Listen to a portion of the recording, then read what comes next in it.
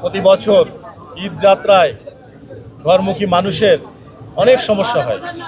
বিশেষ করে সড়কে ঘন্টার পর ঘন্টা বসে থাকতে হয়। আবার অনেকে দেখা যায় ঈদের আগের দিন রওনা দেয়, বাড়িতে পৌঁছে সঠিকভাবে সেই ঈদটাও করতে পারে না।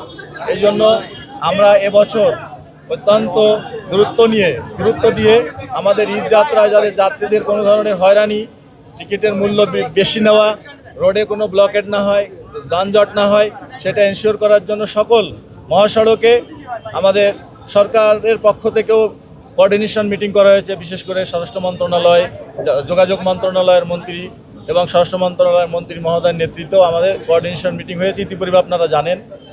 তো তাদের নির্দেশনা এবং আমাদের ফিল্ডে যারা কাজ করছে তাদের প্রায়োগিক জ্ঞান, এই দুইটা কাজে লাগিয়ে আমাদের নিজস্ব প্রযুক্তির মাধ্যমে কিভাবে আমাদের এই সড়ক ব্যবস্থাপনা, ট্রাফিক ব্যবস্থাপনাকে উন্নত করা যায়, সেজন্য আমরা গুরুত্ব সহকারে কাজ করছি।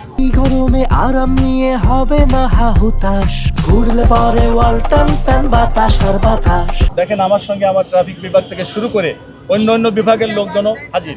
বিশেষ করে আমরা এবছর নির্দেশ দিয়েছি যে বড় বড় বাজার এবং মোড়গুলোতে প্রচুর পরিমাণে ট্রাফিক যানজট লেগেই থাকে সারা বছর, সেগুলো রিমুভ করার জন্য ওখানে পুলিশের উপস্থিতিতে লোকাল লিডার যারা আছে, এলাকার চেয়ারম্যান, মেম্বার, কমিশনার, তাছাড়া আরও সুদী লোকজনকে নিয়ে ওই এলাকায় যাতে কোনোভাবে যানজট না হয়।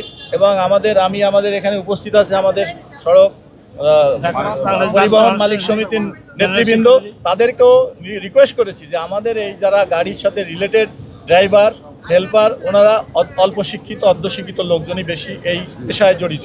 তো তারা কিন্তু অনেক সময় আমাদের ট্রাফিক আইনটাও জানে না, তারপর ট্রাফিক সিগন্যালিং বুঝে না, ট্রাফিক আইনটা মেনে চলে না, সড়কে যত্রতত্র গাড়ি রাখে এবং মাঝখানে একটা গাড়ি রেখে যাচ্ছে, কিন্তু সে চিন্তা করে না আমার পিছনে অন্য গাড়িগুলো ব্লক হয়ে যাবে। এই জন্য একটু কমন সেন্সটা যদি তারা অ্যাপ্লাই করে তাহলে এটা থেকে আমরা মুক্তি পেতে পারি। এই জন্য আমি আপনাদেরকে রিকোয়েস্ট অলরেডি বলেছি যে আপনারা একটা প্যাকেজ প্রোগ্রাম নেন, যে তাদেরকে মোটিভেশনাল প্রোগ্রাম, ট্রাফিক আইনটা শিক্ষা দেওয়া, তারপরে ফিডার রোড থেকে যখন গাড়িটা উঠবে অগ্রাধিকার কার, মেইন রোডে, এই জিনিসগুলো আমরা বুঝি না। দেখেন, জেব্রা ক্রসিংয়ে গাড়িটা এসে জেব্রা ক্রসিংটা বন্ধ করে, ওই জেব্রা ক্রসিংটা পথচারী পারাপারের জন্য, অথচ পৃথিবীর সকল দেশে জেব্রা ক্রসিংটার পিছনে ডেড স্টপ হয় গাড়ি সবসময়। এটা আমরা কেউই মানি না।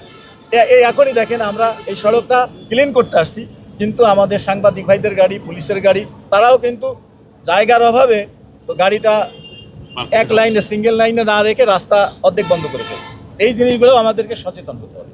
এটা যদি আমরা নিজের বিবেক অ্যাপ্লাই না করি তাহলে কিন্তু হবে না।